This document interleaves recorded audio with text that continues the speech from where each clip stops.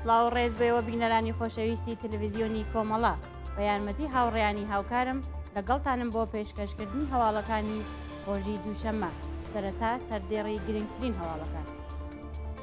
درێژەی هەڵمەتی زاگرۆسانە لە پاوە دیواندەرە بۆ پیشاندانی هەزاران کەسی کوردانی دانیشتووی بەریتانیا لە لەندەن. شەڕ و پێکدادانی قورس لە نێوان شەڕڤانان و تروریستان لە ڕۆژاوای کوردستان. کۆبوونەوەی خانشینکراوانی فەرهەنگی ساڵی 1400 لە تاران. ناڕەزایەتی خوێندکاران و خەڵکی یاسووش دژ بە لێدانی بەندئاو. لە سێدارەدانی 6 بەندکراو لە یەزد، زاهدان و کەرەج. ئازادی ئەسرین شاکەرەمی و توماش ساڵحی لە زیندان. سەپاندنی سزای نوێ زیندان بەسەر مستەفا تاجزادە لە تاران. و کۆبوونەوەی ئێرانیانی ئازادیخوازی هۆلاند دژ بە کۆماری ئیسلامی.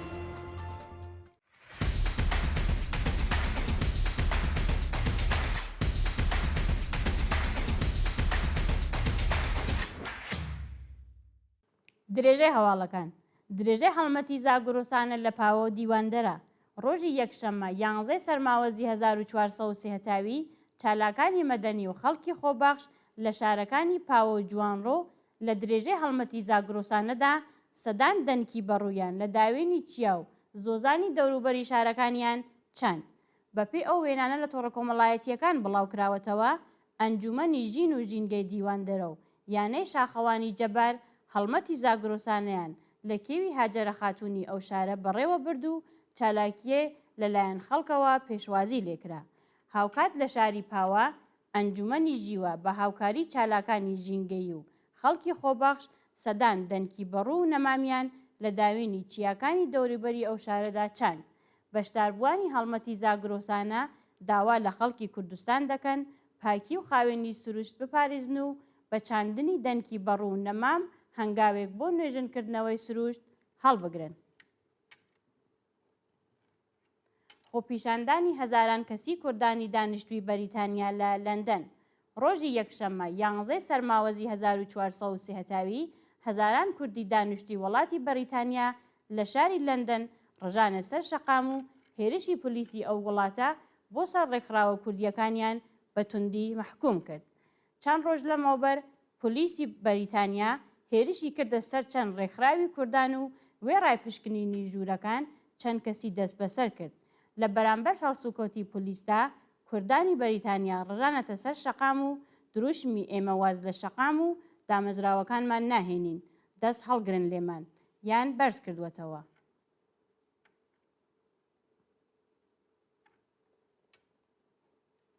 شەڕ و پێکدادانی قورس لە نێوان شەڕڤانان و تروریستان لە ڕۆژئاوای کوردستان.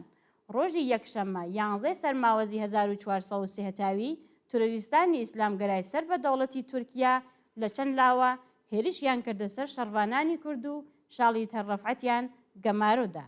هەرچەند میدیای تروریستان باس لە کۆنتڕۆڵکردنی تەرڕەفعەت و گەڕەکەکانی شێخ مەخسوود و ئەشرەفیە حەڵەب دەکەن، بەڵام هێزەکانی سووریای دموکراتت ڕەتیان کردووەتەوە و ڕایان گەیاندووە کە هێزەکانی ئەوان لە تەرڕەفعەت نین، بەڵکو هێزەکانی ڕزگاری عەفرین لەوێدا بەرگری لە خەڵک دەکەن.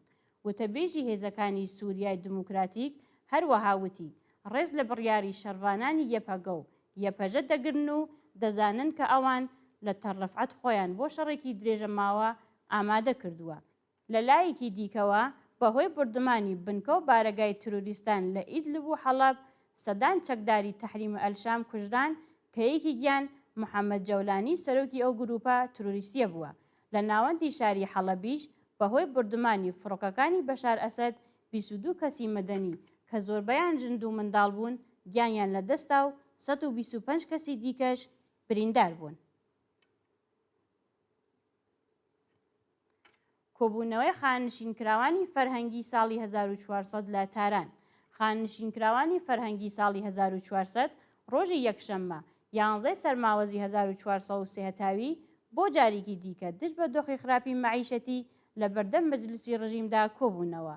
خانشینکراوانی فەرهەنگی لە ئاسکەمی حەقدەست ناڕازین و دەڵێن ماوەی 15 مانگە پاداشتیان وەرنەگرتووە و بەرپرسانی ڕژیم بایەخیان پێنادەن.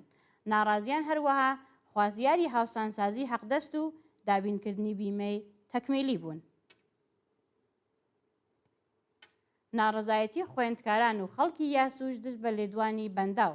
ڕۆژی یەکشەممە 11 سەرماوەزی 1430 هەتاوی خوێندکاران و خەڵکی خۆبەخشی یاسووج بە کۆبوونەوە لە بەردەم ئوستانداری چوارمەحال و بەختیاری دژایەتی خۆیان لەگەڵ دروستکردنی بەنداوەکانی ماندگان و خێرسۆن نیشاندا. بە وتەی ناڕازیان ببورن دەوڵەت بە بێکاری کارناسی بڕیاری دروستکردنی دوو بەنداوی گەورەی دەرکردووە. لە حاڵێکدا کاریگەریەکانی دوو پرۆژەی ماندگان و خێرسۆن لەسەر ژینگە و دانیشتوانی ئوستوانی چوارمەحال و بەختیاری لە بەرچاو نەگیراوە. خۆکوژی کچێکی گەنج لە یاسووش بە دوای دەستڕێژی سێکسی چەند پیاو.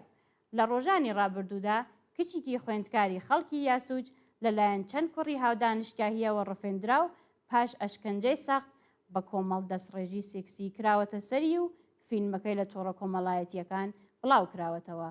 بە دوای ئەو ڕووداوەدا قوربانی لە ڕێگەی خۆکوژیەوە کۆتایی بە ژیانی هێناوە. بە وتەی دادستانی یاسووج لەگەڵ بڵاوبوونەوەی هەواڵەکە هێزە ئەمنیەتیەکان بە دوواداچوونیان بۆ تاوانباران کردووە و لە ماوەیەکی کەمدا هەمویان دەست بەسەر کراون. هەروەها سەرچاوەکانی هەواڵ لەسەر چۆنیەتی ئەو ڕووداوە دەڵێن چەند ڕۆژ پێش ڕووداوەکە تاوانباران لەگەڵ قوربانیدا بووەتە دەمەقاڵیان و بە بیانووی بێڕێزیکردنی کچەکە پلانی قیزەمینیان بۆ داڕشتووە. ڕووداوانی ڕۆژانە دەیان تاوانی لەو جۆرە لە حاڵێکدایە کە کۆماری ئیسلامی لە جیاتی پەسەندکردنی لایەحەی پاڵپشتی لە ژنان یاسای کۆنەپەرستانە و دژە ئینسانی حجاب و عیفاف پەسەند دەکات. لە سێدارەدانی 6 بەندکراو لە یەزد، زاهدان و کەرەج. ڕۆژانی شەمە و یەکشەمە 10 و 11 سەرماوەزی 1430 هەتاوی حکمی ئەعدامی 6 بەندکراو بە تۆمەتەکانی کوشتنی بان قست و پەیوەندیدار بە مادەی هۆشبەر لە زیندانەکانی قەزەل حەساری کەرەج، یەزد و زاهدان جێبەجێ کرا. بەپێی راپۆرتی کانونی مافی مرۆڤی ئێران حکمی ئەعدامی 4 بەندکراو لە زیندانی قەزەل حەساری کەرەج بە تۆمەتەکانی پەیوەندیدار بە مادەی هۆشبەر و کوشتنی بانقەس جێبەجێ کراوە و ناسناوی یەکێکیان بریتیە لە ئەمیر مورادی. لە شاری زاهدان بەندکرایەک بە ناوی خودانور گورگیج تەمەن 31 ساڵ بە تۆمەتی کوشتنی بانقەس لە سێدارە دراوە و لە شاری یەزد بەندکراوێکی ئەفغانستانی بە ناوی ئیسماعیل بارەکزەهی بە هەمان تۆمەت ئیعدام کراوە. شایانی باسە کە ناوبراو لە تەمەنی 17 ساڵیدا تاوانەکەی ئەنجام داوە.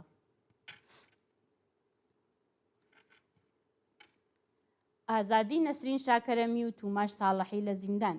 ڕۆژانی شەمە و یەکشەمە 10 و 11 سەرماوەزی 1430 هەتاوی نەسرین شاکەرەمی دایکی نەمر نیکا شاکەرەمی و توماش ساڵحی هونەرمەندی دژبەری نیزام لە زیندان ئازاد کران. بەپێی راپۆرتەکان نەسرین شاکەرەمی پاش چەند مانگ بەندکران لە ژووری تاکە کەسی بە دانانی وەسیقەی 5 ملیار تمەنی لە زیندانی خوڕەم ئاوا ئازاد کرا.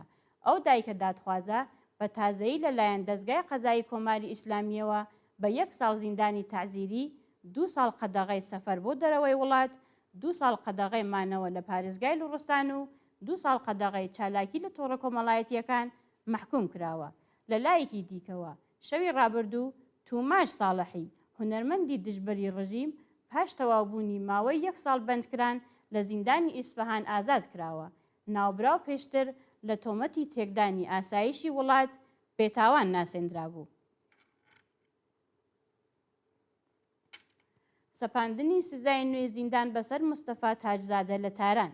مستەفا تاجزادە بەندکراوی سیاسی ڕاگیراو لە زیندانی ئیڤین لە پەروەندەیەکی تازەدا لەلایەن لەقی 15 دادگای ئەنقلابی تارانەوە بە 6 مانگ زیندان محکوم کراوە. بەپێی حکمی دادگا مستەفا تاجزادە لەلایەن لەقی 15 دادگای ئەنقلابی تاران بە سەرۆکایەتی قازی سەڵەواتی بە تۆمەتی تەبلیغ دژی نظام بە 1 ساڵ زیندان و بە تۆمەتی ئیجماع و تەبانی دژ بە ئەمنیەتی وڵات بە 5 ساڵ زیندان محکوم کراوە.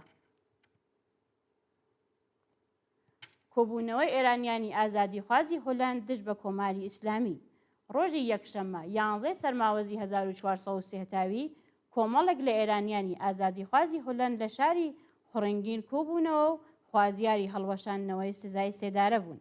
ئێرانیانی بەشدار لەو کۆبوونەوە بە بەدەستەوەگرتنی وێنەی قوربانیانی سەرکوتی ڕژیم خوازیاری هەڵوەشاندنەوەی سزای سێدارەی وریشە مورادی پەخشان عەزیزی و تۆمەتبارانی پەروەندەی شارۆچکە ئێکباتانی تاران بوون. ناڕازیان بە وتنەوەی دروشم داوایان لە کۆمەڵگای جیهانی کرد پاڵپشتی لە ژنانی ئێران بکەن و ڕێگە نەدەن کۆماری ئیسلامی بە یاسای عیفاف و حیجاب درێژە بە سەرکوتی ژنانی کۆمەڵگا بدات. وایە دوایین هەواڵمان سەبارەتە بە گیان لەدەستانی 15 کەس لە هێرشە ئاسمانیەکانی ئیسرائیل بۆ سەر غەزە.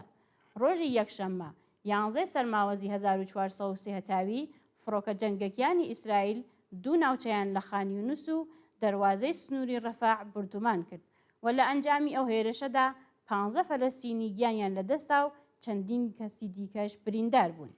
بەپێی راپۆرتی ئەلعەرەبیە ئەرتەشی ئیسرائیل وێڕای بردومانی خان یونس و ڕەفاع گەڕەکەکانی بەیت لاهیا، جەبالیا و بەیت حانونی بە چڕی بردومان کردووە و بەرپرسانی گروپی حەماس دەڵێن ژمارەیەکی زۆر ئاوارەی فەلەستینی لەژێر دار و پەردوودا ماونەتەوە و ئەگەری هەیە ڕێژەی قوربانیان بڕواتە سەرەوە. بەڵێ بینەرانی خۆشەویست هەواڵەکانتان پێشکەش کرا. کاتوساتێکی خۆش بۆ هەموو لایەکتان.